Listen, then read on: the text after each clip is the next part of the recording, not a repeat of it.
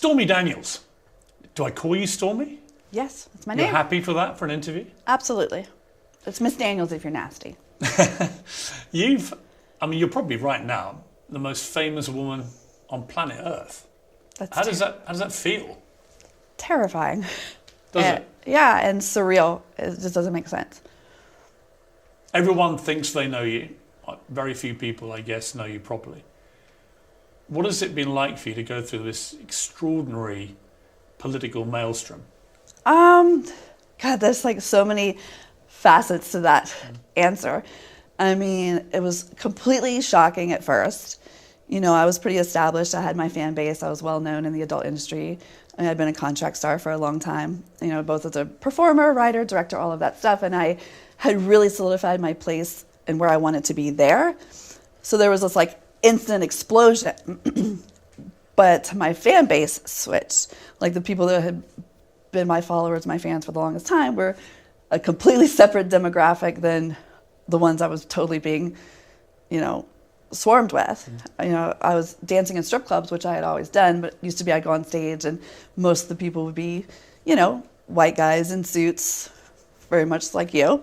And then suddenly overnight I walked out on stage and all of those guys were gone, and it's gay men and trans people and women, a lot of women. Really? Just this whole other crowd and dynamic. So that was, you know, I guess shell-shocked would be the thing. And then just the misconceptions and the shock that came with that. You know, I'd been in porn for a long time. I had a thick skin.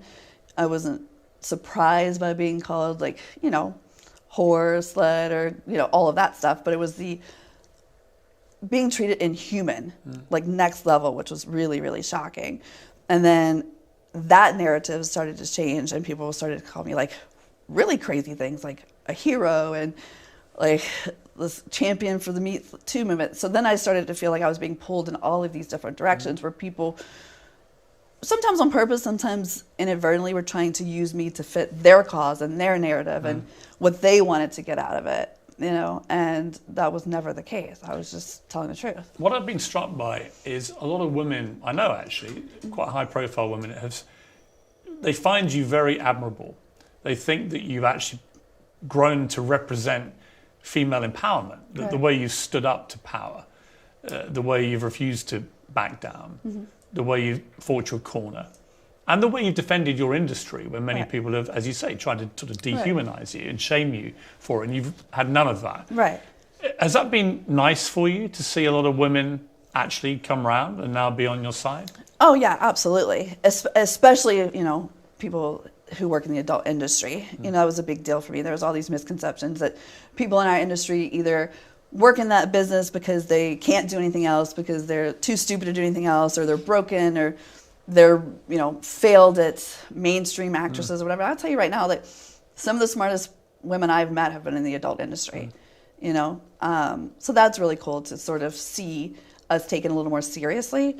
And you can't really shame somebody who's been seen naked everywhere. Like, what are you going to do, release nudes of me? Ooh, please do. Good for business, right? Right. So Donald Trump yesterday became the first former president of the United States to ever be arrested, to sit in a courtroom facing criminal charges. Did you watch it? A little bit, yeah. It was on. I mean, it was on every channel. So I try not to pay too much attention because it just starts to, like, the gravity of the situation. And it has nothing to do with Trump, and it has nothing to do with Stormy. But, like, when you look at it as a whole, like, this is really happening in our country, and no matter if it goes in his favor or, you know, my favor or Democrat Republic, it's going to just be more divisive. And it's, you know, at first I thought I'd be really excited. You know, I thought that when that day came, because I didn't think it would, and then I really didn't think it would. I thought, you know, I thought he was going to get away with not being held accountable. So when I found out that it was coming, or potentially coming, I thought that I would feel excited and vindicated, but it was kind of anticlimactic. Was it? How interesting. Yeah. When you saw him in the court, what did you feel? Part of me was, you know, finally, like, he had to go in and be under the rule of someone else. He had to obey the judge and walk through, like, a, you know, the king has been dethroned. He's no longer untouchable. And nobody should be untouchable. It doesn't matter what your job description is, whether you're the president, you should be held responsible for your actions. But the other side of it was like, this is someone that our country elected and chose. Was there no better option? Right. You know what I mean? Like, this is just, honestly, there was a range of emotions, but I think sad was the one that was the most impactful and shocking for me to feel. How weird is it? You're Stormy Daniels, and you had a perfectly nice life, really, until recently with all this sort of mayhem. And suddenly, there's this moment in American history, and it's happening in a courtroom, and it's only really happening because of you. I mean, if you chart back the genesis of this court case, if he hadn't, through his lawyer, which is what the allegation is, paid this money to you, he wouldn't be sitting there. Right. And that's a lot, a lot of the nasty messages and stuff I get really feel like it's my fault that, that I've made America the laughingstock, or I'm the fall of democracy.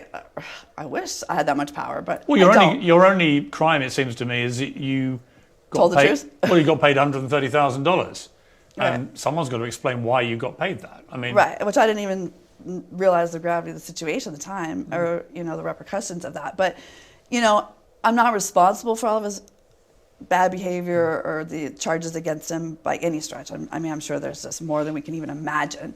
I think he even goes on trial in a couple weeks for rape. It's not I'm not the fire. I was the spark that lit the fuse that blew up the keg. do you think that this is the right fuse to light?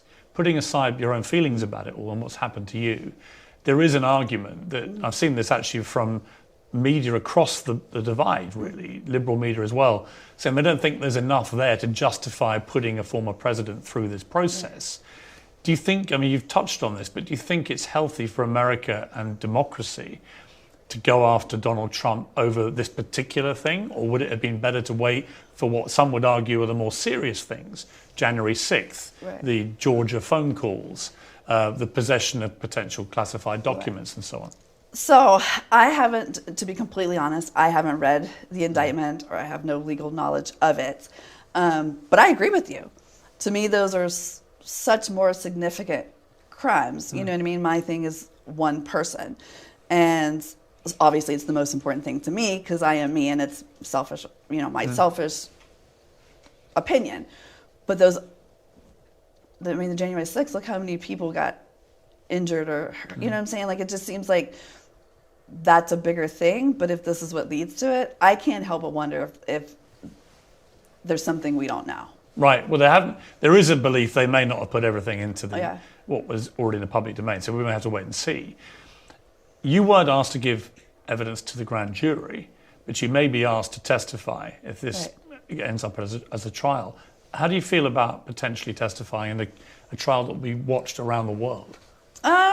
Anytime you're up in the public eye, it's scary. I used to get scared giving an oral book report in school. So, it's daunting, but I look forward to it. You know what I mean? Because I have nothing to hide. I'm the only one that has been telling the truth. And, you can't shame me any more. So I feel like if they don't, it paints the picture that they know something about me that makes me, untrustworthy or not reliable.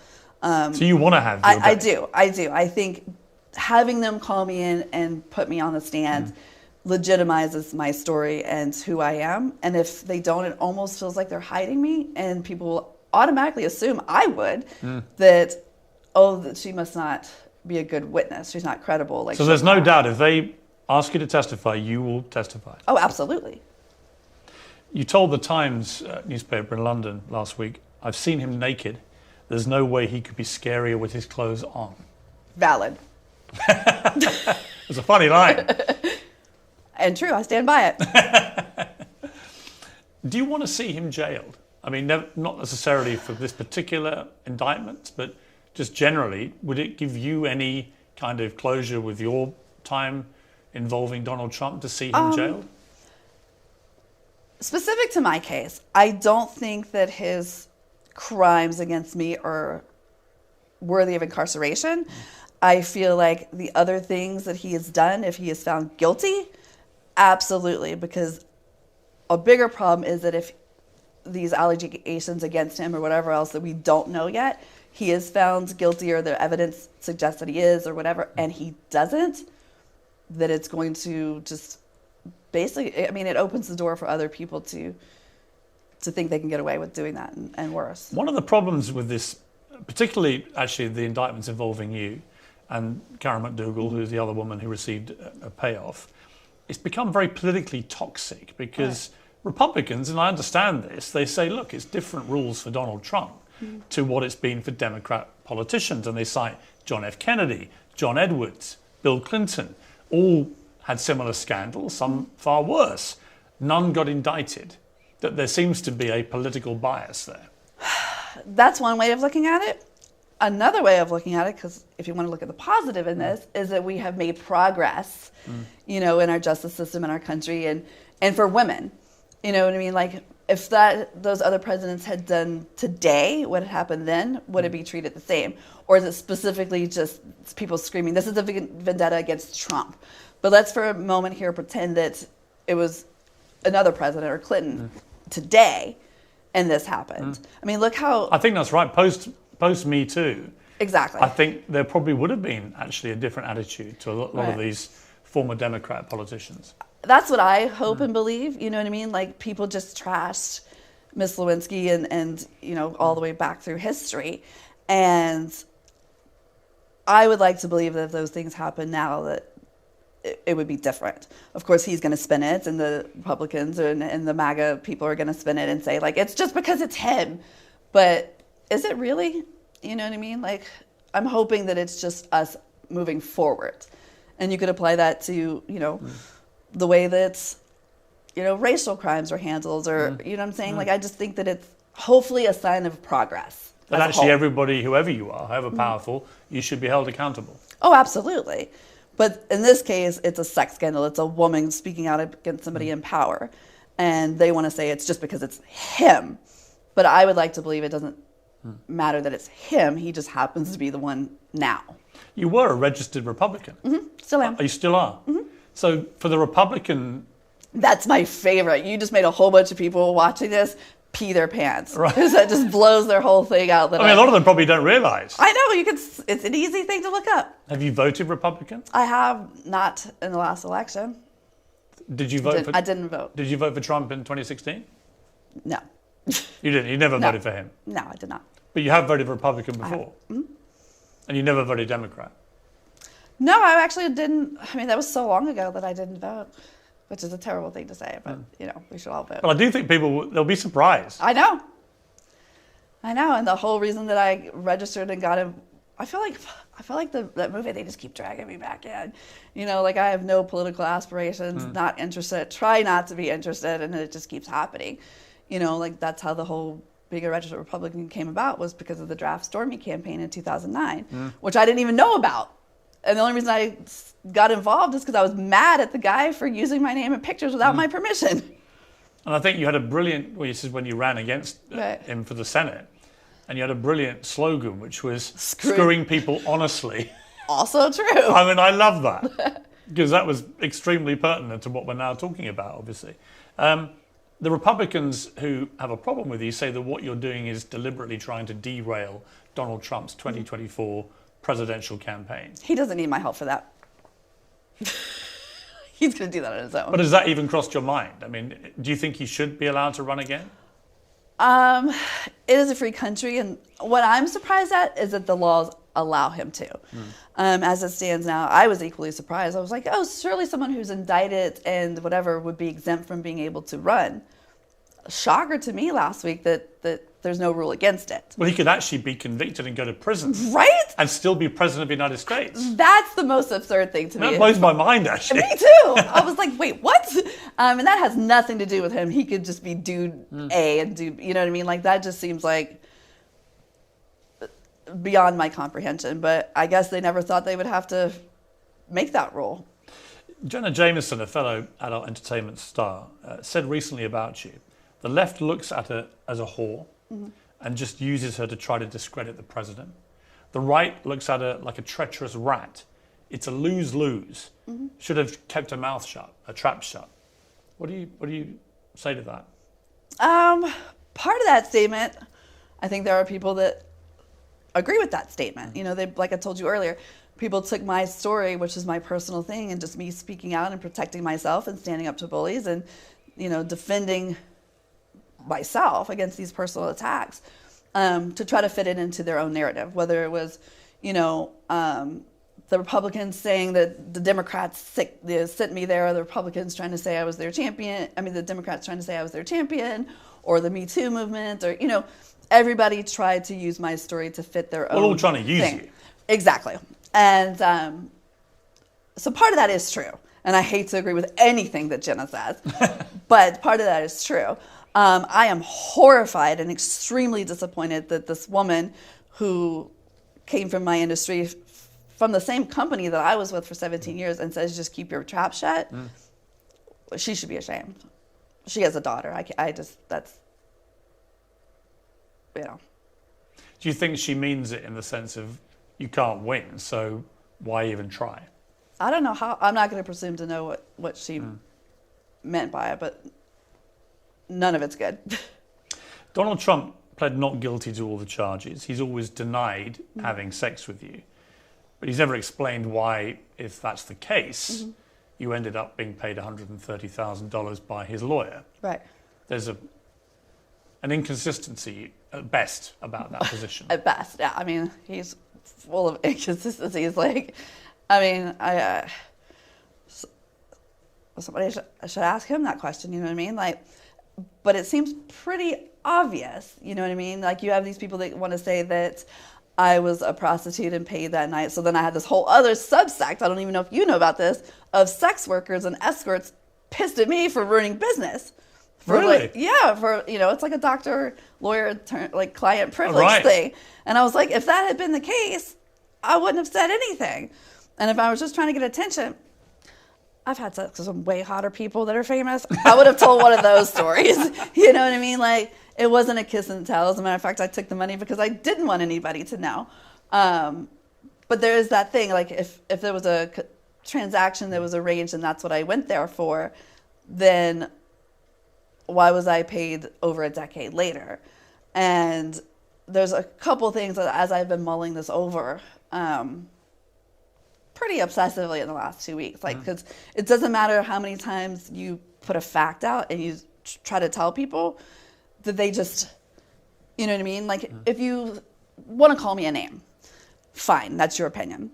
If you think I'm fat or I'm whatever, and I'm not going to try to change your opinion about porn, whether you don't agree with it for ethical, moral, I'm not here to do that. I'm also not here to, like, change your political opinions, your stances on something. But when you show a piece of evidence that's irrefutable and it's still just, you know what I mean? Like, hey, met Trump in the golf course at the, you know, at that event in Tahoe in 2006. I wasn't paid until over a decade later. So how is that being paid for sex? I mean, yeah, I mean, that's ridiculous. It is ridiculous. I'm going to come to the meeting. I actually have a personal involvement in one part of it, which you probably don't even know about. Oh, really? So I'll just hold that over until we get there. But it's quite interesting. I have so many questions. Well, it was interesting to me when I read it. I was like,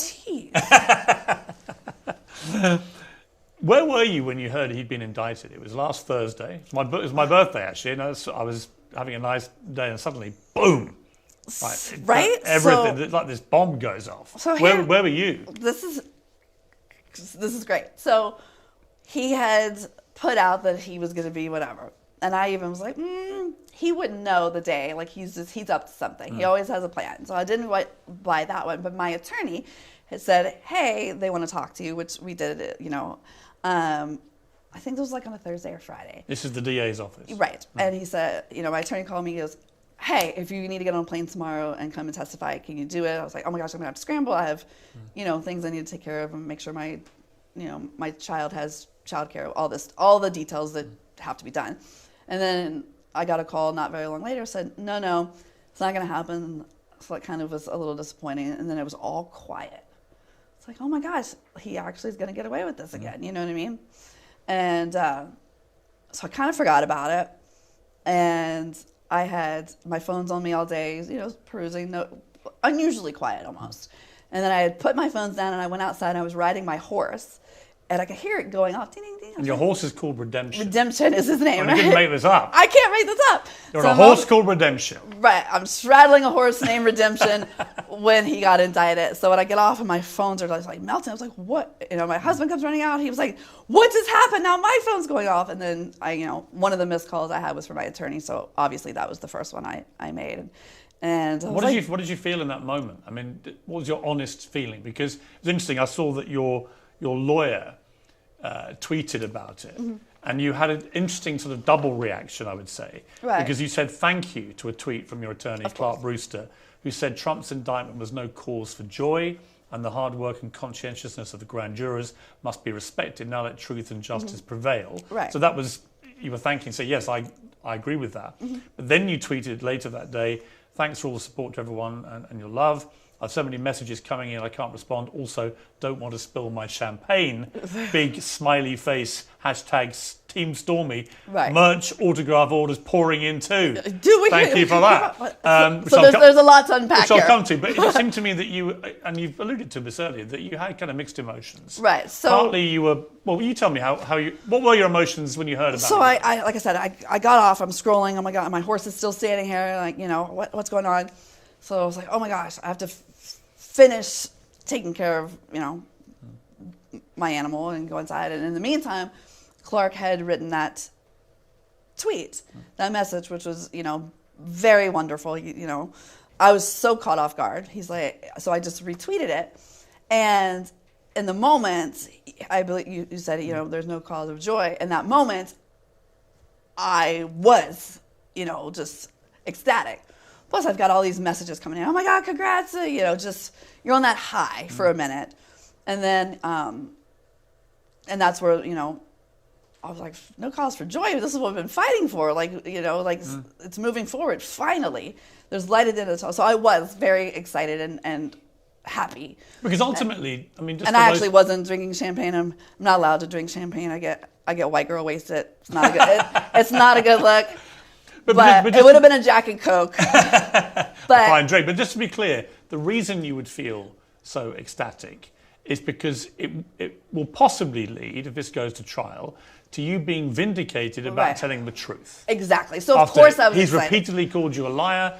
A lot of people believe you've lied. Right.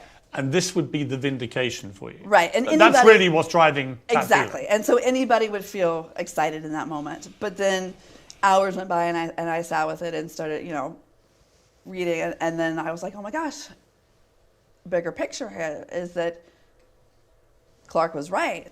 There is no joy in the fact that we had somebody in office that had this much power to cause these, division and he was right. But in the moment I was Yeah. You very quickly began getting threats, and you've had these before ever since this first became to the public consciousness, but you got nasty threats. I mean, your husband Barrett told Vogue magazine there were threats, going to kill you, going to kill your family, going to set fire to your house. I mean, horrific things. What impact did that have on you? So I'm used to getting horrible messages every day. Even before this, just being an adult star. Right. I mean, you're going to get... I will tell you that the first time around, back in 2018, same thing. Like instant, just flooded. And how are you getting this? On social media or? Everywhere. Like everywhere. Phone calls, text, emails. People are calling you. Yeah. So the first time around, it was mostly just liar, stuff. Gold digger, you sold the story, which you just made the story up because he's president, which now we've proven that everybody knew about this from before. Anyway, that was the tone. You know what I mean? And I would say out of realistically probably 1 in 100 messages was included some sort of a death threat. You know what I mean? And they would always be from an account that somebody created just to do that, no followers, hidden, that kind of thing. Now, it's different. It's the tone is different. I would say it's 1 in 10 now. 1 in 10 are death threats. Yeah, and they are way more specific and graphic, and just instead of just some babbling person like "you're gonna burn in hell," that kind of thing, they seem to be more serious, I guess, in a way. Like what? What kind of thing? And they're not hiding. It used to be if they were going to do something, they would do it from a blocked number or from a fake Twitter account. These people are using their actual phone numbers and their actual emails and their actual Twitter accounts, which then makes it worse because they actually have followers, right? And the first time around, he was already in office. You know what I mean? Like, there's nothing I could really do to hurt him. He was president of the United States. Right. What am I going to do? He'd already gotten the nomination, all that stuff. So this time around, they think that it could actually hurt him. This time around, he got indicted. He could not become president. You know, a lot of people are... You could stop him getting back to the White House. Right. And worse, partially be responsible for him, you know... Going to jail. So they're a lot more passionate, I guess that's a good word, enthusiastic with their threats. And they're not hiding. And that's terrifying. They genuinely feel that they are doing something right, that they are the patriots. I told my husband the best way to describe it is before it was just like these loudmouth, armchair, anti-porn, like judgmental, hypocritical people, faceless. Now they are doing it like a suicide bomber. They truly, in their depths, care. But more importantly, in the depths of their soul, they feel like they are doing the right thing. Does that make sense? Barrett said, Stormy's tough. She's pretty good at laughing things off, but it does get to her, of course. And it's clear from the way you're talking about this that the scale of what's come your way in the last 10 days or so, it's just been horrific. And then I guess they said that like it's not even until next December. I'm like, oh my gosh, there goes my summer. Right. I won't be able to go anywhere. But it must have a massive impact on your life, on the way you conduct yourself, where you go. Of course. I spent the first go around, I didn't even pee by myself for almost 2 years. And I'm pretty independent. I'm pretty tough. I'm a writer and director, and I showed horses and did my own thing. And then suddenly I didn't get to use the bathroom without 2 big armed bodyguards watching me pee for 2 years. That's a lot to go from somebody who's so independent to basically having an armed babysitter at all times. And then you learn all these things, like make sure when you go, every single place you go into, you know where the exits are. Placements in restaurants, where I sit in the car, my bodyguards taught me, and I don't even know the reason for this, honestly, never sit behind the driver. You always sit, like all these little things that... What effect does that have on you and your personality? Well, I feel very constricted, you know what I mean? Like repressed almost. I can't do the things I want to do, or... Do you feel permanently agitated, nervous, Of course. And, it makes you become paranoid. And anything you do or say can be spun. I have a great story about that.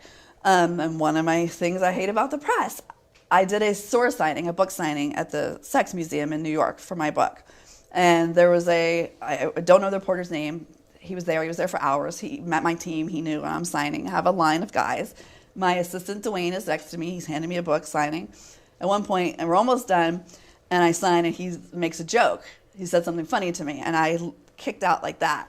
And the press guy got a photo of it, and Stormy Daniels kicks man at store signing. We were wearing matching jackets. He was my assistant. He wasn't some random thing. So then, you live in this constant state of paranoia. Like, what can be changed?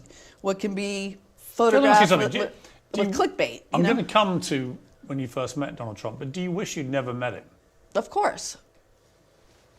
People say, if you could go back in time, would you do it over? I say, how far back does this time machine go? If I went back to 2016, 18, or whatever, would I change what I did? Sometimes in the heat of the moment, I'm like, I wish I had never. Yes, but no, I would do it the same. I would take you back to 2006. It was the right thing to do. If I could go all the way back to 2006, no. If we could play sliding doors, and you meet him, get on the golf cart, end up in his room, or you don't meet him. Oh, I absolutely would not have. Absolutely. I was I was told, I was invited to dinner. Oh, let me go through it. So 2006, you're 27. He was 60. You were the biggest porn star in the world. You just appeared in Judd Apatow's 40-Year-Old Virgin. He said you were a smart businesswoman. He said you should never be underestimated. I mean, he was full of compliments, Judd Apatow, for you. You got Hollywood courting you for movies. He was the biggest TV star businessman in the world. And you meet. Right. Were you a fan before you met him? No, to be honest, I didn't have like a hard opinion one way or another. I didn't watch his shows, you know, obviously, definitely knew who he was, knew his face. Just gonna. Did you like the sound of him or not? Or was he, because obviously he's very brash, he's very arrogant. Yeah, I mean, I wasn't a fan and I wasn't not a fan. Right. You know what I mean? You're open-minded. Yeah, and I was aware, of course, you know. I wasn't like, oh my God, I can't. Yeah, no, and I also wasn't like, I fucking hate that guy. It was just like, oh, he's figured out how to do some stuff. He must be good at what he does in some He's an capacity. interesting guy, regardless of whatever you think. Oh, yeah, absolutely, absolutely. You meet at this golf tournament in Lake Tahoe in California. You'd been hired to host a gifting suite stand. Oh, no, it gets better than that. Tell me you don't appreciate the irony and hilarity of an adult film company sponsoring a hole on a golf course. I mean... I do appreciate that. My whole life is a freaking SNL skit. Like, you cannot write this stuff, right? So you were there to be one of the hostesses for this gifting suite stand, but also to greet competitors between the tees. And you ended up in a golf cart with Donald Trump. What are you talking about, you two? Honestly, on that initial thing, I didn't get a word in. It was me and the owner of the company and two other girls, and, you know, it was a brief introduction. I do remember his hesitation when he was like, this is, you know, my contract girl this is my contract girl this is my contract girl and director Stormy. And he was like, oh, you also direct? I was like, yeah. He goes, you know, I was like, oh, that's cool. I always like when they add director. And so we go on, and another girl there was definitely flirting with him, and I wasn't interested. I didn't even speak directly to him other than a nice to meet you, good luck, you're around today, or, you know, pleasantries. It was at the gifting suite later. And that's when he asked for your number. Right. Was he pretty direct? No, he had his bodyguard do it. Keisha. Yes. Who I know well. Keith's been with him, I think, 30, 40 years maybe. That poor man. On and off. I think he likes Donald very much. But Keith was there. Yes. And you get invited up to Donald Trump's suite, which is at the top of the Hurrah Resort and Casino Hotel. Right, but I wasn't invited to his room. I was invited to have dinner to talk about a business thing. And this is one of those other things that I didn't really light bulb moment until this past week. Why would you go to a hotel room of a married man? Blah, blah, blah, blah, blah. Oh my gosh. I get it. And justifiably. So people, when you say go to someone's hotel room, what do you think? You think you open the door and there's a bed and a dresser and it's the size This is a huge penthouse suite. Yeah, it had a formal dining room. We walked in and there was a foyer and a living room and a dining room table. And it's like an apartment. Right. I didn't even see the bedroom at all for 3 hours, not until I went to use the restroom. So it's not like I went to a guy's hotel room and we sat on the bed.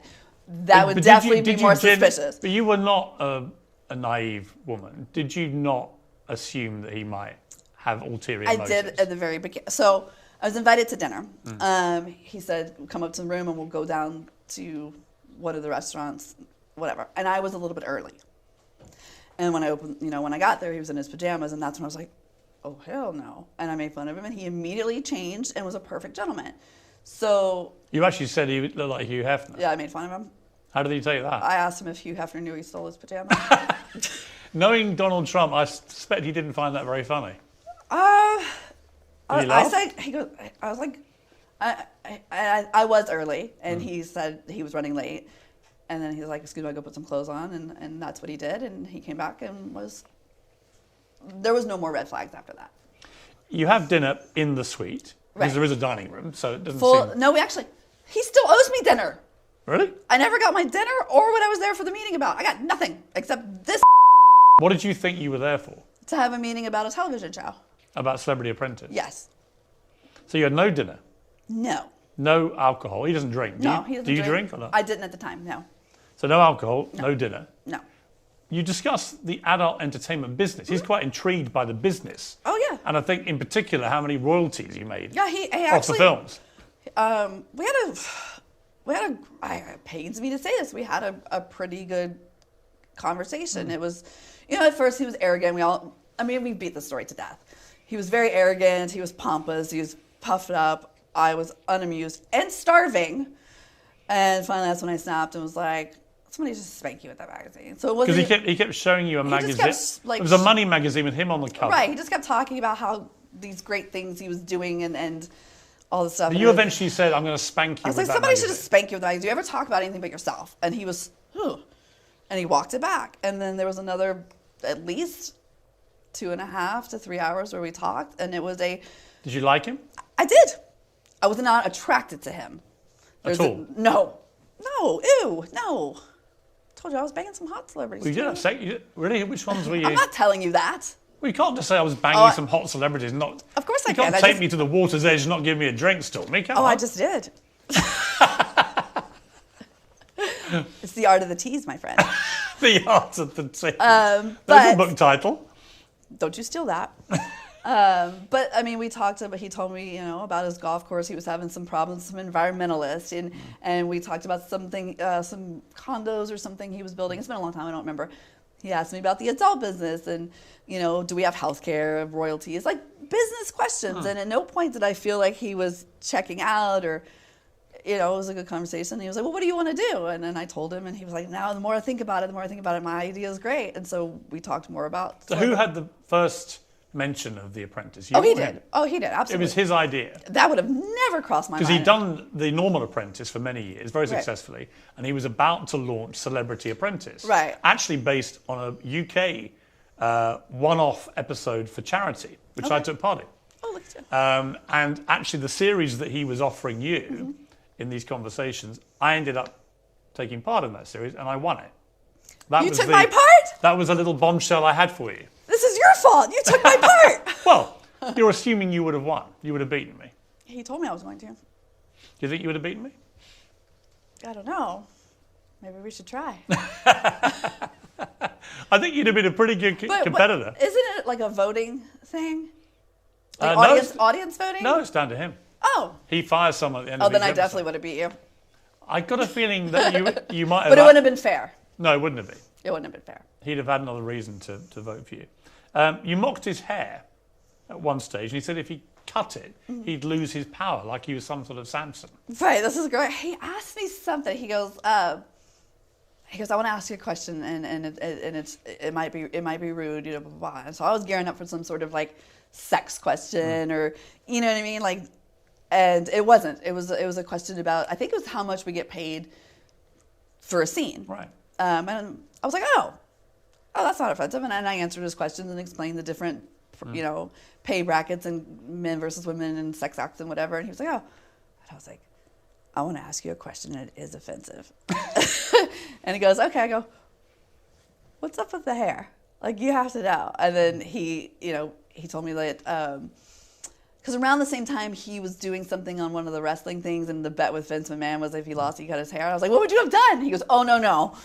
It was never going to happen. He goes, it's kind of my trademark. He goes, that's the big thing. He's like, I always have these people want to give me a makeover. And I was like, oh, so this is a choice.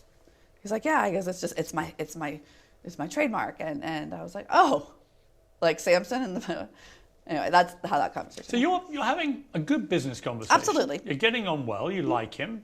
You don't have any sexual desire towards him. But then it all changes because you go to the restaurant. And he also, in his defense, did that just come out of my mouth? In Donald Trump's defense, I said that, didn't I? You did say that. Okay. He also wasn't leering or flirting. There was no footsie under the table. I mean, when I was talking to him, he wasn't staring at my. Right. You know what I mean? Like it didn't feel creepy at all. But then it all changes. And the you went to the restroom. When you come out a little bit later, he's now on the bed. Mm-hmm. And it's an interesting thing about it. You've always said it was all completely consensual. But you told Vogue magazine in the last few days, you gave an interesting version of the events. Right. And I wanted to read it to you and just get you to clarify. Absolutely. People have made a lot of assumptions based on what you said. You said, I'm standing there in the doorway and all of a sudden he's there in his underwear doing the world's worst Burt Reynolds impression. And that's the thing I don't understand. I don't understand how I got from the doorway to being underneath him in the bed. I remember thinking his bodyguard is right outside that door. What happens if I hit him? Is that bodyguard going to come in here and hurt me? I remember him saying, do you want to go back to the trailer park? Yeah, and I never mentioned a trailer park. I didn't grow up in a trailer park. Close. Right. But not. And even if you read my book... Well, let me just finish what you said here. I never said I lived in a trailer park. I didn't. I said we were poor. But I don't remember taking off my shoes, and that's what gets me. Because these were gold shoes with buckles. Kind of a pain in the ass to put on and take off, you know. And I know I took them off because I had to put them back on again. And I remember that, putting them on. And it being a thing because I wanted to leave afterwards. I know I didn't say no, she adds, but I also know I didn't say yes. Right. I wasn't threatened. I don't know. I just don't know. Yeah. A lot of Even if you people- read my book, every detail, I could tell you what he had in his toiletry bag in the bathroom because I dug through it. Like I could tell you But reading what you told Vogue... and there's just this missing space. Right, so people have tried to sort of draw... And then I would like to read it. I was not drugged. People are like, oh, it must have been a real... Absolutely No alcohol, not. no drugs. No. He's never touched either. No. Absolutely not. But do you believe it was all consensual then or not?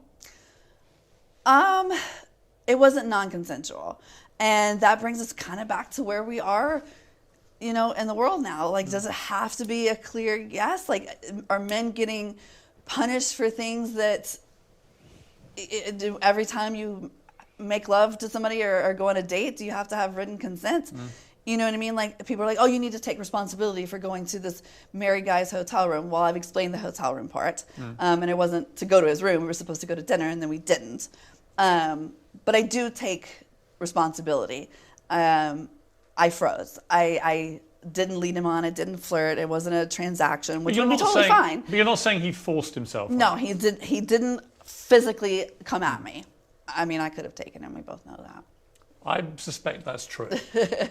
But I did freeze. But then you're in this whole gray area of like, what constitutes consent and non-consent? And that is honestly, to be completely truthful with you, I am still wrestling with buying for. Me and my husband had a long conversation the other night about different scenarios and how a blanket thing doesn't apply. You know what I mean? It's just, and I was so terrified back then of not being taken serious, and then people are like, well, why did you go back and see him multiple times?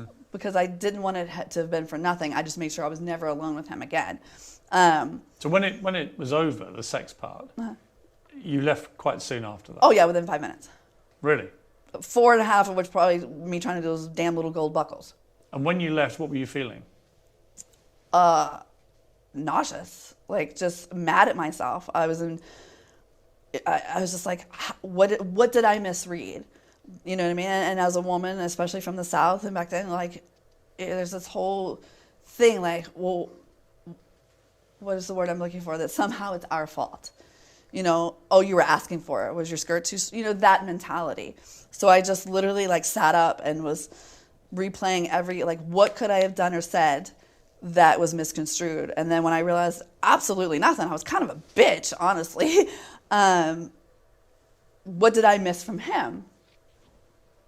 Nothing. Like I just, you know what I mean? And my phone was blowing up. Obviously, the people who knew that I'd gone to dinner wanted to know, like, where are you? Like, what happened? Like, blah, blah, blah. How many people knew what had happened? That night? No, just generally in the next sort of few weeks, months, years. 100? Oh, a lot of people. Yeah. That's the crazy thing. Like, everybody knew where I was going that night. I was with, before I even went to his room, 1, 2, 3, 4, like 7 people knew where I was going.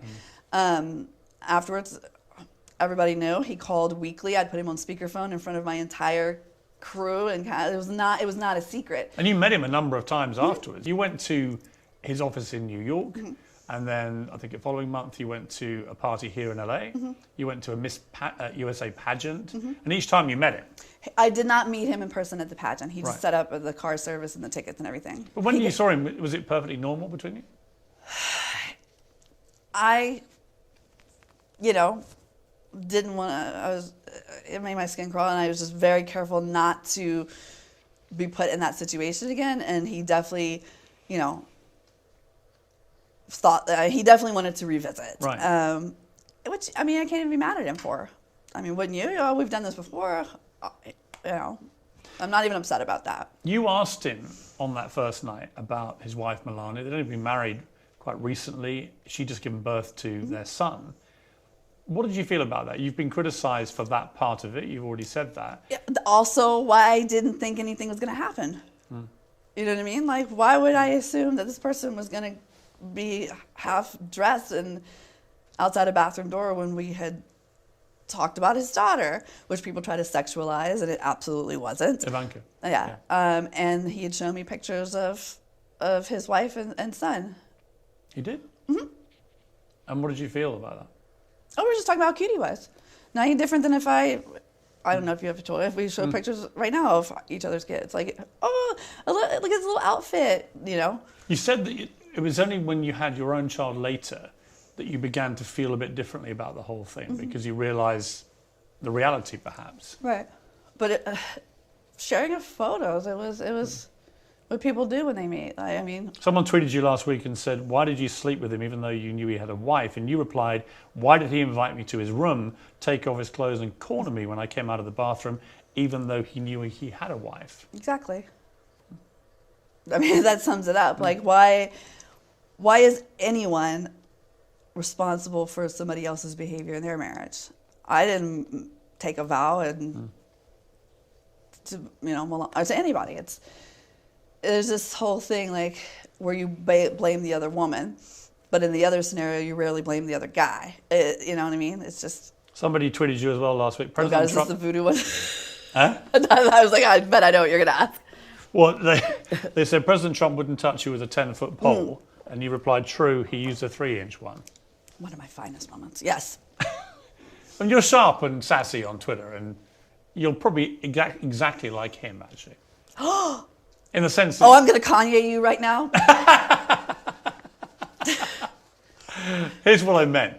On Twitter, you take no prisoners. Mm-hmm. I spell way better than he does. He still can't spell my name right. Do you think he was using the possibility of you appearing on Celebrity Apprentice, which would have been great for you? Do you think he was using that as a way to have sex with you? Or do you think he was genuinely trying to get on the show? Because I would imagine, knowing him and that show, if he could have persuaded you to be on the show and he could have cleared it with NBC, he'd have done it. I absolutely agree with you. 100%. And a lot of people hate when I say that. Yeah. I bet he meant it. People who hate him or whatever, and I'm like, I'm not a fan of him either. But the truth is, I believe with all my heart that he was absolutely serious. And the reason that I believe that is because I was sitting across from him watching his wheels turn. And he was putting the pieces together. I was watching a moment of genius at work. And he was great at casting. And he knew what would make great TV. I suspect what happened is NBC That's exactly what happened. Weren't prepared to take the risk. That's exactly what happened. So he got this idea, and I think it was sort of, in my opinion, because I can't remember the exact word for word, was that he felt sympathy because of the way that Ivanka had been treated, because, she's obviously blonde and beautiful, and that's when he said, you remind me of your daughter. Like, it wasn't this creepy pedophile thing that people tried to spin it. The people probably didn't take her serious, and he was like, wait, I got an idea. Oh, this would be great. And I was like, that's never going to happen. And he's like, no, it's going to be great. He knew that it was going to be sensational. He wanted the press. He loves that. He wasn't doing it. You'd have been a brilliant contestant. And he wasn't doing it as a favor for me. He was absolutely... I'm actually very glad you didn't go in that series. Oh, yeah? Because I'm not sure I would have won. Right? Do I intimidate you? You're just a tough cookie, and I reckon you'd be pretty smart at Apprentice, yeah. But he did. He had a motive for wanting it on. He wanted the press. He wanted to be known as the... He was absolutely valid. But then I was like, it's never going to happen. NBC is not going to go for it. And you meet him at the Beverly Hills Hotel in July 2007 when they're nearing the end of the casting thing. And, you've already met him a few times since. And it was stayed in touch by phone. Yeah, and it was the same drone over and over. I think, to answer your question in a nutshell, he was absolutely serious. He was absolutely genuine. He meant it with all of his heart. I was also correct that they would never let that happen. I think he knew sooner than he let on it was going to happen, and then he dragged it. Right, and did he tell you at the Beverly Hills Hotel that you weren't going to be in it? No. It was later? Yes, on a phone call. You didn't have sex with him when you met him at the Beverly Hills Hotel. Why not? Because I didn't want to. Did he want it? Of course he did. I told him I was on my period and I had my then boyfriend outside. How did he react to that? You know what? He was super busy. His phone kept ringing, and then he just wanted to know how long I was in town and when we could meet up again. I just kept. But that was the last time you spoke to him? No, that's the last time I saw him. Did you speak to him again? Many times. For how long after that?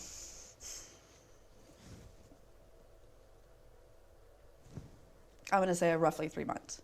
For 3 months? Yeah. And then it stopped? I stopped answering the phone. Did you? Why? Because I knew that it wasn't going to happen. He told me. The Apprentice. Right. That it was someone, I wish I could remember the name. It got all the way up. This is what he told me. This is hearsay. That it went all the way up and it was someone's wife that had an issue and he kind of had to back down as a favor.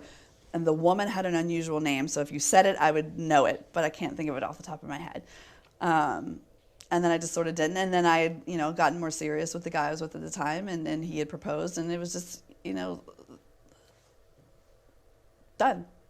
And you never spoke to No. from him again? No. The irony is, on the Celebrity Apprentice, that series, was Tito Ortiz, who was a UFC fighter. You know what? I just lied to you accidentally.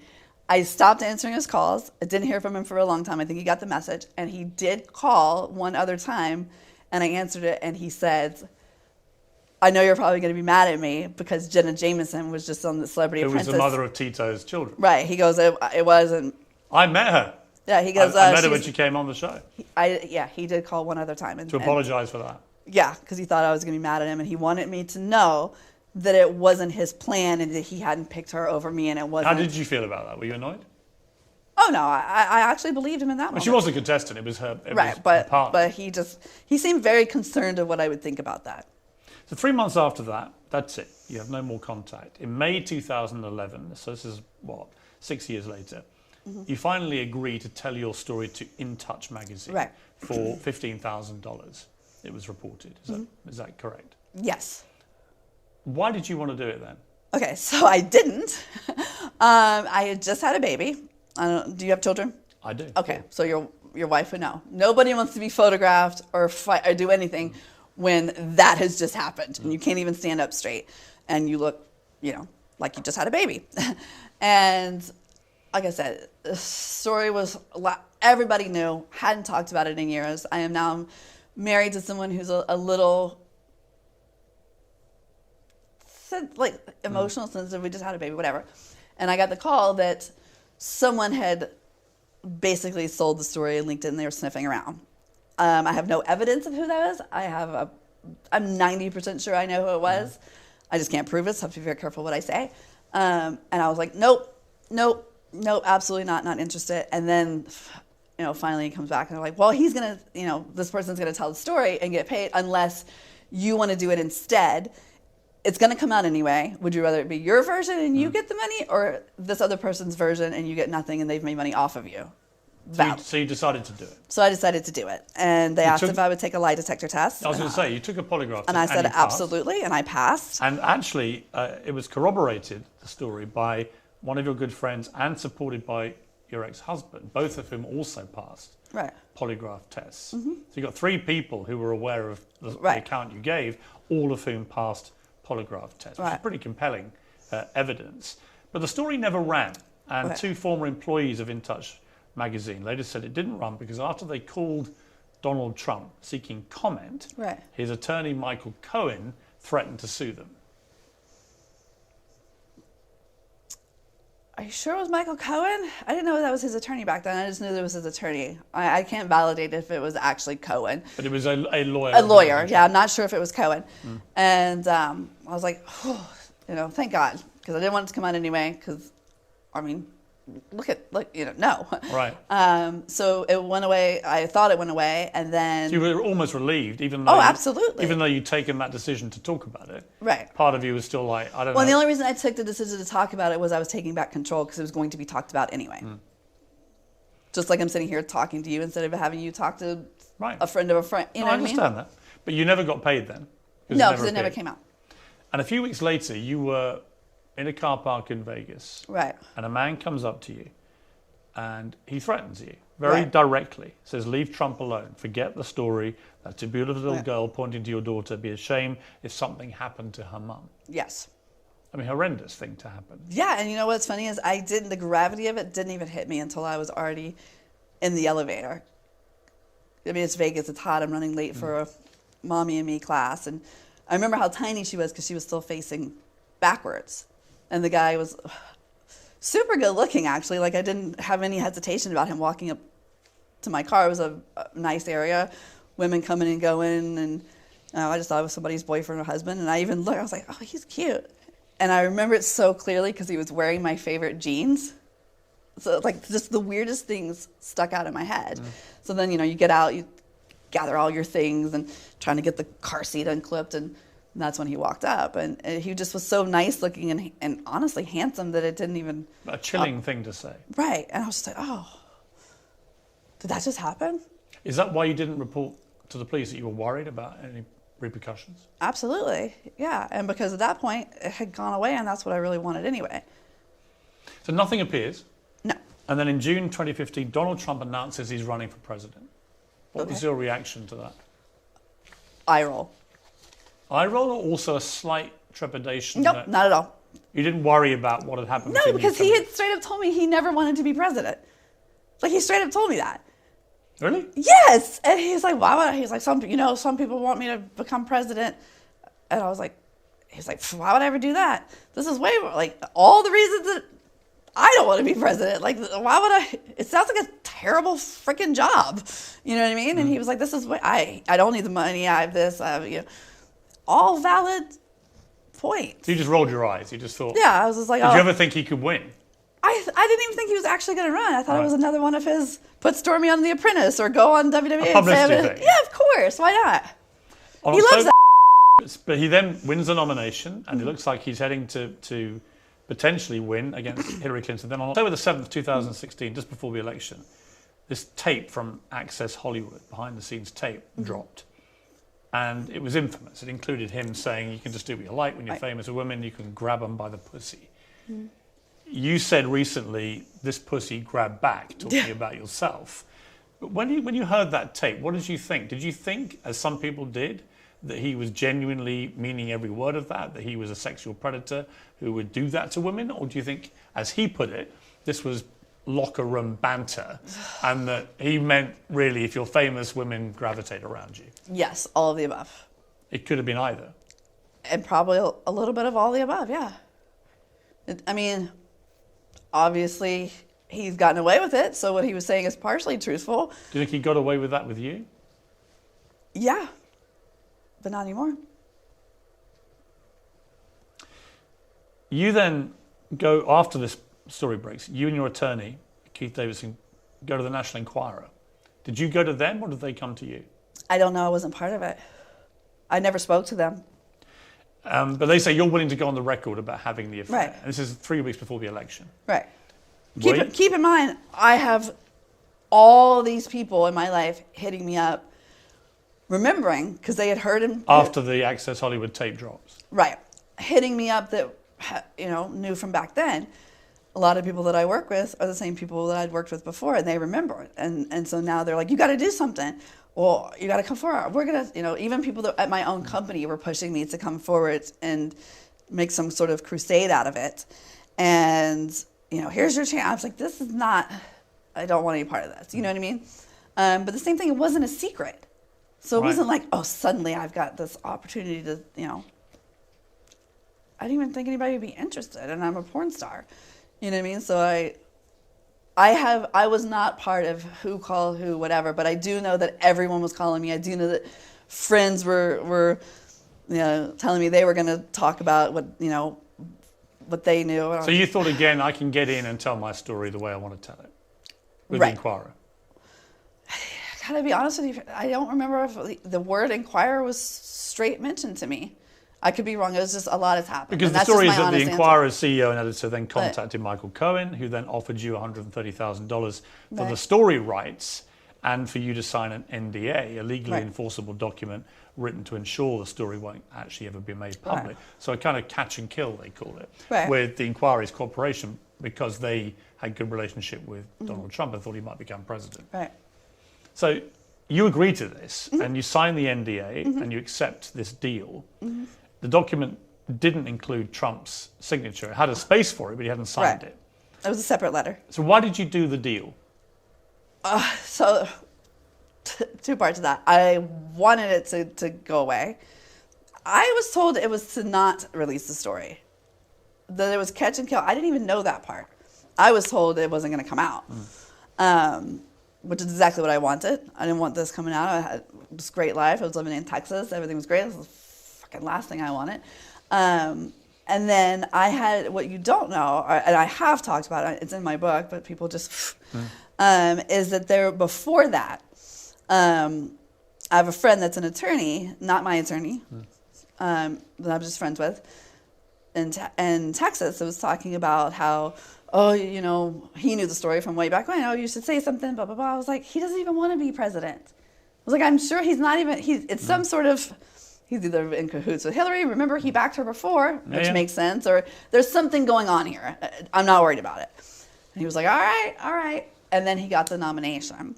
And then his whole tone with me changed. And he was like, I'm concerned.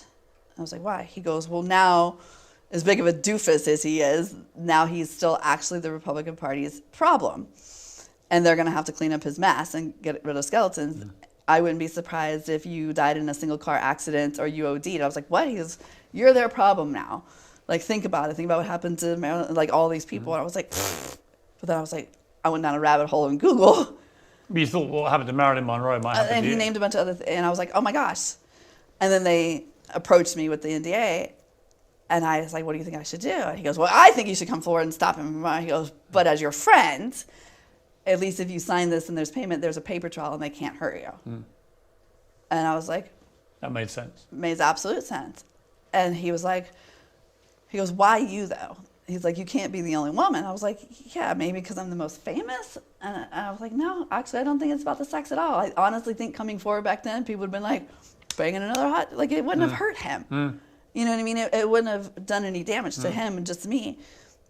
I think they were afraid of the other knowledge. I don't think it had anything to do with any of the sex acts that the media or public is so fixated on because sex is salacious and it's exciting. But I think it has to do more with the Celebrity Apprentice thing, that he was literally gonna rig a television show, or that I heard him on the phone with Hillary, or that I heard him, like, there's all these other things that I thought they were more concerned about. Because they went to him and was like, okay, you f***ed her, all right. Does she know anything else? And I think that's why I was the one that was approached. I have no proof. That is my opinion. And that Interesting. So he becomes president. What are you feeling then? This guy that you had sex with is now the president of the United States. I don't even know. I was like, well, America just became a reality show. See how this goes. Does he know anything about being Did you try and contact him or not?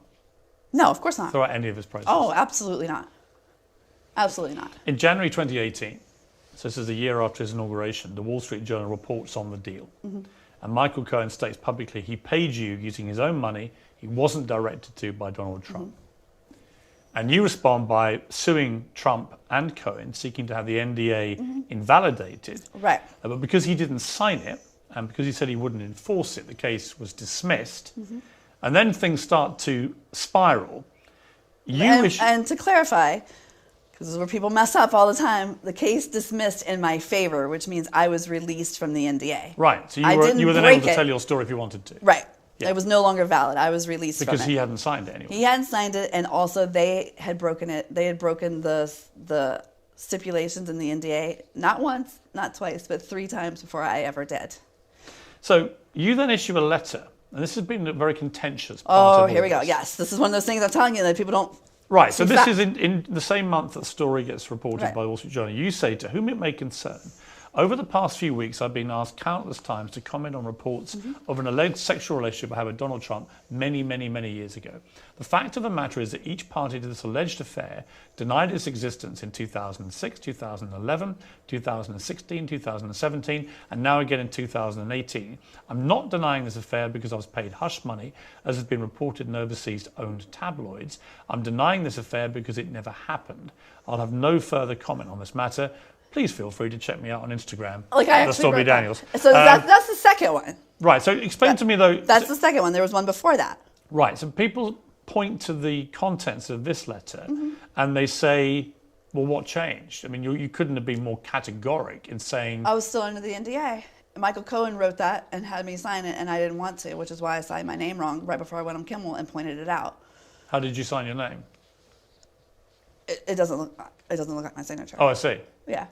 But you were still under the NDA, so you Yes. felt that obliged to do this. I was told if I didn't, they'd sue me for the $20 million or whatever it was. I had not been released from the NDA. People say, and you know this because it's been blazing around on Twitter in the last week. But this is some new. Well, no, I love they that say, people say that it's new. Well, they say, well, this is the and- letter that and then proves. They say this is the letter that proves Stormy Daniels can't be trusted or Right. believed. What do you say to those people? I said I'm the only one that can be believed because I was the last one upholding the original agreement. I was the last one doing what I was supposed to do. Also, I never testified in court. That wasn't done under oath. That was printed off of an email that Cohen sent to somebody that sent to somebody. It's not notarized. It's not endorsed. It's not an affidavit. It's not perjury. And I didn't break the NDA because if I hadn't signed that, I would have broken the NDA. If you had not denied it. If I had not done what they told me to do, if I had come forward and, said the truth then, I would have been liable and I wouldn't have been able to be released. Several months later, your then lawyer, Michael Avenatti, released a sketch of the guy. We're not going to get into him. I'll spare you that. Released a sketch of the guy who threatened you in Vegas. And Donald Trump tweeted a sketch years later about a non-existent man, a total con job, playing the fake news media for fools, but they know it. And in May, the next month, he tweeted that he paid the money via Michael Cohen because the agreement was used to stop the false and extortionist accusations made about her, about an affair. You then sued for defamation against Trump because he was accusing you of inventing the Vegas incident with this guy who threatened you. Even though there were witnesses and, you know what I mean? Like, this is the crux of the whole thing for me, is that going back to that, I sued to get released from the NDA. It was dismissed in my favor.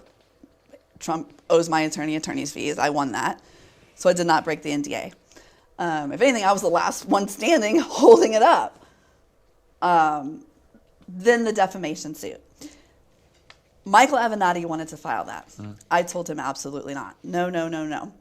He goes, why? I go, I get called way worse things by the minute. I don't want, this is not worth it. And once you go down the defamation route, it's actually very hard in America to prove defamation. Right. And so I was anti. I actually found out on Twitter that Michael Avenatti had filed that lawsuit. That's how you discovered it. I was on my tour bus. And to be clear, he then went to prison because he was up to all sorts of stuff. Right. Not anything to do with that particular case. But then I was like, oh my God, no. He didn't say anything that bad. And then somebody pointed out, because that's when the narrative the first time it got really nasty towards me. And so I was like, oh my gosh, it is defamation. I could be like, I think you're stupid. I think you're ugly. That's my opinion. I can say whatever I want. If I say, Piers, you're a rapist or you're a thief, that is defamation. And he called me a liar. And that is defamation. So I was like, oh, I guess Avenatti's kind of right. But then he messed up the paperwork and missed a deadline, and they didn't have any precedent for going after a sitting president. So I lost the defamation suit. So ultimately, hyperbole. You lost it, and they explained it was because of Trump's First Amendment rights to free speech. That was upheld on appeal, and the Supreme Court declined to review. So that was the legal process. Sure, yes. And It's bull. Not free speech to call somebody something untrue. That's not an opinion. It is defamation. And I believe if he hadn't been who he was, and most importantly, I wasn't who I am, that the outcome of that case would be different. So you felt because you were a porn star and he was president of the United States, you didn't have a chance of winning that? It was unfair, absolutely. The justice system failed me on that. And is that another reason why you felt ecstatic when you heard he'd been indicted? Absolutely. On the 16th of Because it's been repeated repeatedly proven that of all things, I might be a whore, but I'm an honest whore. Like, I'm the only one that has told the truth the whole time. Cohen went to prison for it. Like, we have... I'm going to come to that. On the 16th of October 2018, so towards the end of that year, Trump tweeted, federal judge throws out Stormy Daniels' lawsuit versus Trump. Trump's entitled to full legal fees.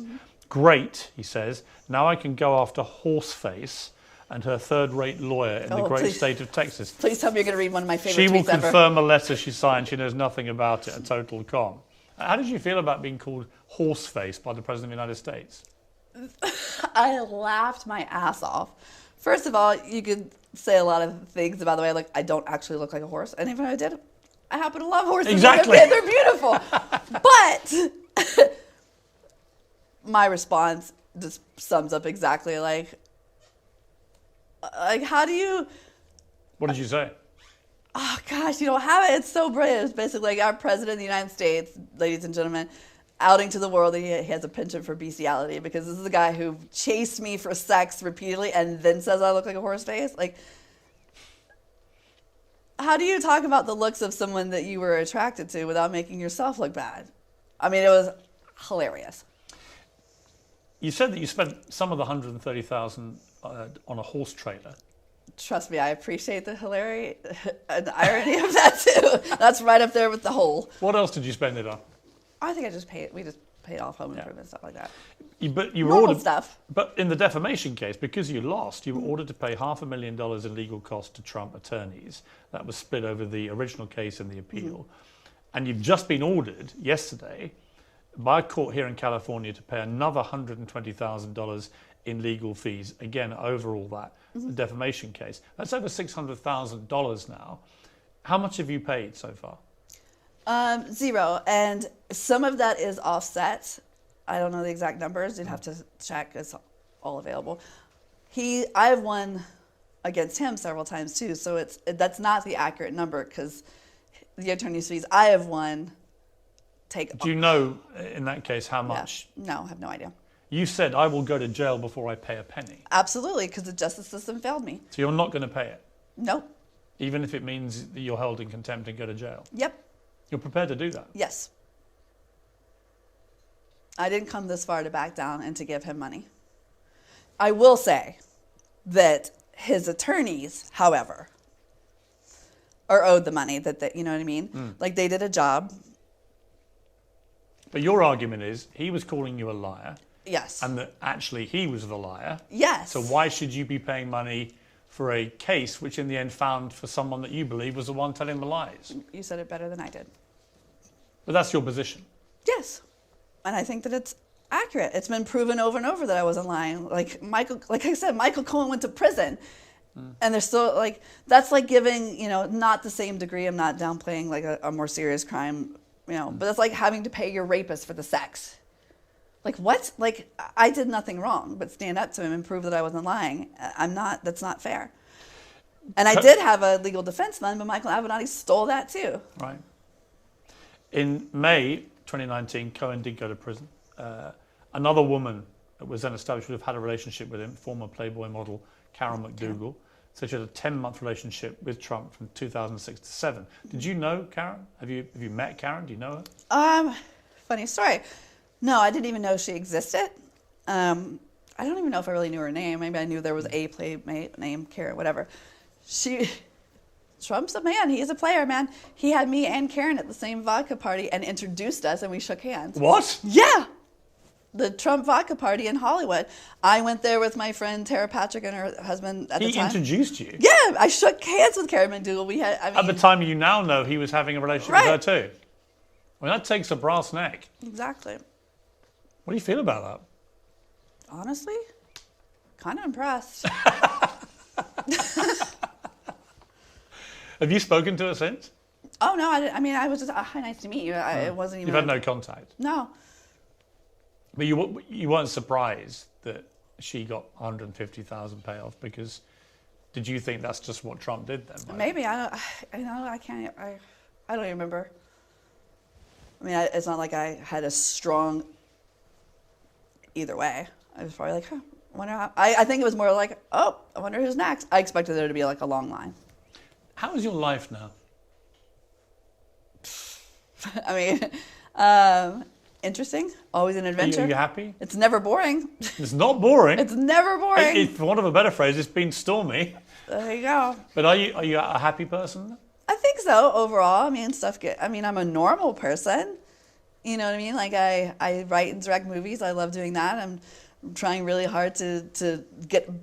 I was almost sort of over this and wanted to go back to being taken seriously as a writer and director and directing a horror movie, but here comes the Orange Hobgoblin again to mess everything up. You know, I have my horse and you know, my kid's doing great. You actually compete in equestrian. I used to, yeah. I haven't in 5 years since it started. And what's it like being a mother through all this? That's the one thing that was taken from me that can never be given back, was time lost with my daughter. And I get really upset about it. That's what affects me the most. And I'll get emotional and cry. And then, you know. Why? Because she didn't ask for this, you know what I mean? There's things that I missed. Because for a long period of time, the only way to keep her safe was to be advertised as being somewhere else. Press isn't going to show up and knock on the door and chase her home, you know, if they know I'm on stage in another city. So I stayed away a lot to protect her. And it worked. But at the same time, maybe somehow I've created a world that's a little bit safer for her to feel like she could speak her voice one day if she ever needs to. What does she think of what you've done? She thinks I'm a hero. How does that make you feel? My baby. When my book first came out, she was small and obviously not privy to any of the information inside. But she was with me at a horse show, and my publicist arrived with the first physical copy. I was like, how did you get that? And he walked up and he gave it to me. The front of my book, it's dedicated to her, and she was sitting there. And I walked over, I was like, and I showed it to her. I was like, you can't read this for at least 10 years, but read the first page. And she opened it and started crying. And why? What does the first page say? It says it's, you know, it's dedicated to my beautiful daughter, and she was very emotional about that. And then I said, I'm sorry that I don't get to see you. And she goes, that's okay, Mommy. I understand that there's other little girls out there that need your help more than I do right now. Wow. From like a 7-year-old. And I was like, that's quite something.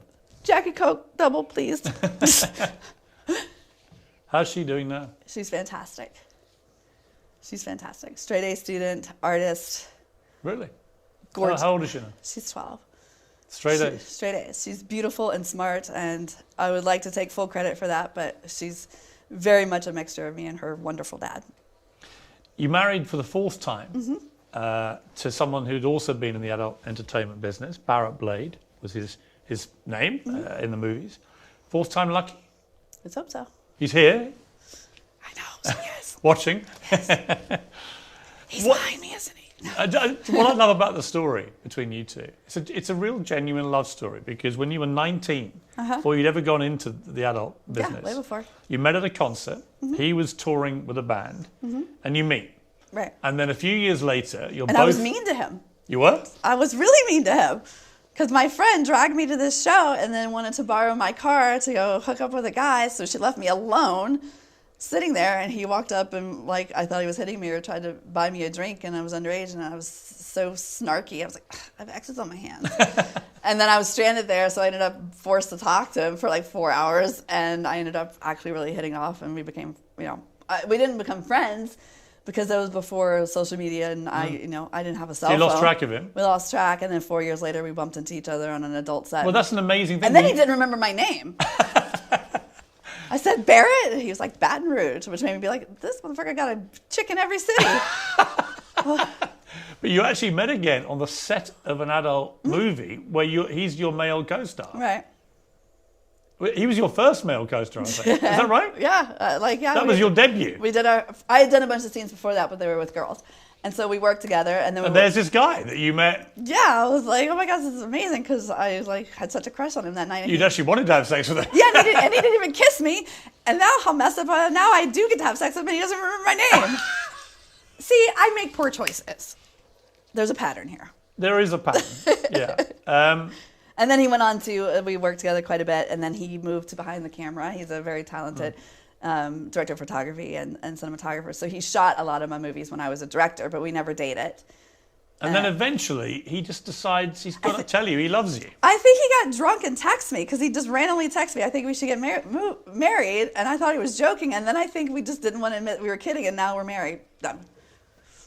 But I mean, it kind of did happen like that. Yeah, and I was like, dude, he's no way he's serious. And then I met his family. They're like, oh, no, he's been saying he was going to marry you for like 10 years. I'm like, why didn't you tell me? So this whole time he felt this way about you. Yeah. And you probably quietly felt that about him. Absolutely. So when we started dating and we got together, we were like, oh my God, everybody's going to be so shy. It's going to be the gossip in the porn world. Everybody's like, yeah, about time. Like, no one was surprised. Everybody's like, yeah, we knew 20 years ago you guys should be together. Oh, then you're a shitty friend because you didn't tell us. like nobody was surprised. We thought, oh, everybody's going to be so shocked. Wait till we do our first event together. And everybody's going to be like, oh my God. And everybody's like, checked out. You got married on the 24th anniversary to the day that we met. from the day you first met at that concert. Mm-hmm. Was that deliberate? Yes. And when you got married that day, what did you feel about this extraordinary arc of this relationship with this guy? Like finally something came full circle and felt right. And it really does. It just feels right. Like it just... Did it feel like true love? Oh, for sure. And for the first time, true love for you? Yes and no. Like I've definitely been in love with other people, but this is like, it's deeper. It's, he's my friend, my coworker, my family. Like we've been through so much, and he knows who I really am. And it's just, yes, it's exciting and passionate. You got two porn stars going at it. Like what do you expect? Like obviously, all Is that. the sex as amazing as I think Mom. it must be? His mom's over there. I know, but I've got to ask you. So like, is the sex as good as we all assume it must be? It's better. But that's to be given. It's the other stuff that is the great thing. It's just it's easy. He understands you. Yeah, and what he doesn't understand, he accepts, and vice versa. What does he feel about Trump and what's been going on? I'm not going to speak for him. If they were in a bar together, would it very quickly descend into the way the South tend to resolve these things? That's a very diplomatic way of putting it. Bless his heart. You were 4 when your parents split up. Yes. And you've talked very openly about being raised by a mother who was pretty neglectful. Bitch be crazy. What happened to your relationship with your parents? With my dad, I wouldn't say anything happened. Like he was just absent, but he didn't do anything wrong. You know what I mean? And you could argue that. Is he still alive or not? Yes. Do you see him? No. And what about your mother? And he did all the things he was legally obligated to do. In a messed up way, I don't have anything bad to say about him. You know what I mean? My mom, I mean, it was just kind of rocky all the way through. She's a whole different situation. We'd go on and off and on again. Do you speak to her or not? No, absolutely not. I have not talked to her since the day my daughter was born. Why? Because when I looked at my daughter, I realized that she deserved better than to have somebody like that in her life. Does that make sense? Like, did your parents ever tell you they loved you? Oh yeah. I mean, I don't know if they meant it, but yeah, they didn't. But you felt you wanted to give your daughter the kind of parenting that you'd never had. Right. I mean, my mother was neglectful, and I mean, God, this is gonna be such clickbait. Perfect scenario. My mother that I hadn't talked to in 10 years, I find online in some British publication, like daily something, that she'd done a story and sold a bunch of baby pictures of me, and half of the baby pictures weren't even me. Really? Yeah. So begs the question, is she so crazy that she really thought those were pictures of me, or is she so evil that she sold baby pictures of somebody else? I don't know. You're the journalist. Figure it out. It's not good either way, is it? No. I heard that you originally wanted to be a journalist. I know. What was I thinking? I think you'd have been pretty good, actually.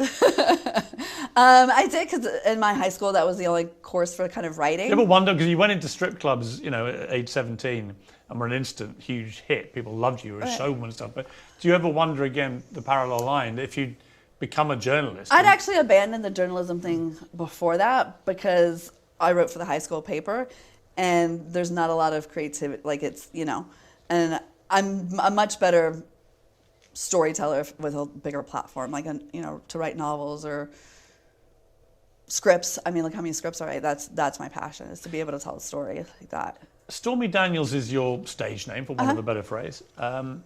Stephanie Clifford is actually one of your married names. Right. You originally were Stephanie Gregory. Mm-hmm. Which one do you like to be? Stormy Daniels, because I created her myself. How much like Stormy Daniels is the real you? Ooh. I would say as close to 100% as can be.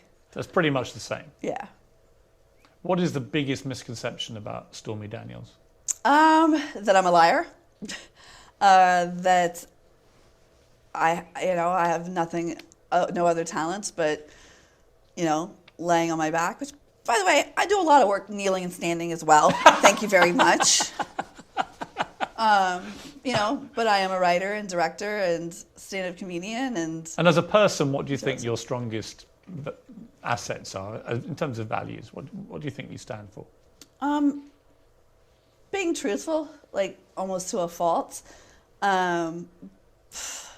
Giving people too many chances, like trying to find the good in people. I have a hard time saying no when someone needs something. I will answer the phone at 3:00 in the morning.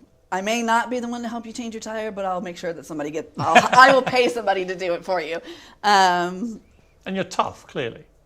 I mean, you've got guts. Yeah. Nobody would go through what you've gone through without having a backbone. Yeah, but I'm also a Pisces, so I'll punch you in the face, but I will cry my eyes out about it later. In your interview with In Touch all those years ago, 12 years ago, I should remember it. They asked if you had a message for Donald Trump, and you said, "Karma will always bite you in the ass." That's aged pretty well, that. Maybe I'll name my next horse Karma.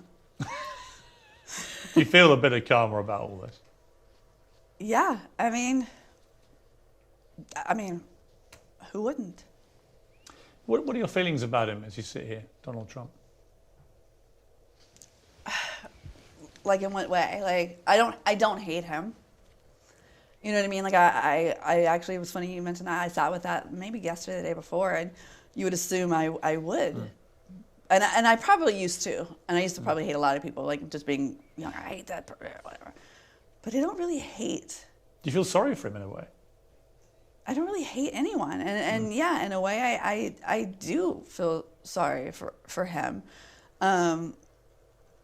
It wouldn't surprise me if it would come out that he's been manipulated a lot more than we think, or that based on the things that have happened to me in the last 5 years, things I thought would never be possible, there could be something that we don't know. If he's watching this interview, and he probably is, knowing him, of course he is. What would you say to him? Oof. I don't know. I'm so torn between being snarky and don't get lube in your eyes would be part of it, but like also still like just tell the truth. You know what I mean? Like, you do have a daughter, you do potentially have granddaughters and women, and if you continue to do this, you are setting a precedent where people think that won't be held accountable, and there will be, I'm afraid there's going to be a lot of people hurt. Do you believe if this goes to trial, this particular case, that you will be completely vindicated and that it will be established you've told the truth and he's lied? That's wishful thinking. It will definitely be a giant step closer in that direction, but I don't think it'll ever be 100%, because there are some people that are just so steadfast to their beliefs or so unwilling to admit that they were wrong or that he lied or that, they just can't let it go. There'll always be those. In your senior yearbook, there was a picture of you, and the quote next to it from you was... If you show that picture, I will find you, and We're definitely using it now. No, I'm joking. I know where you live now. That's true, you do. But you said we all get along. We'll all get along. Let me do it again. In your senior yearbook, you wrote, "We'll all get along as soon as you realise that I am queen." Mm-hmm. What do you think they'd all be thinking now, your fellow schoolmates? Should listen to her. Do Do you feel in a way you're a queen of something, that you're a queen of? Bad decisions. Well, maybe that, but also maybe standing up for yourself. Yourself. That one I'll take. I will absolutely pat myself on the back. I will do the right thing at the most bad cost. Is that a flaw or? No, I think that's a strength. I think that shows a lot of strength of character. It's not easy, as you've discovered. Right. Stormy, thank you very much. Thank you. It's been great to meet you. Nice to meet you. Thank you. You're a lot nicer than I was told you were going to be. Well, you know. Thank you.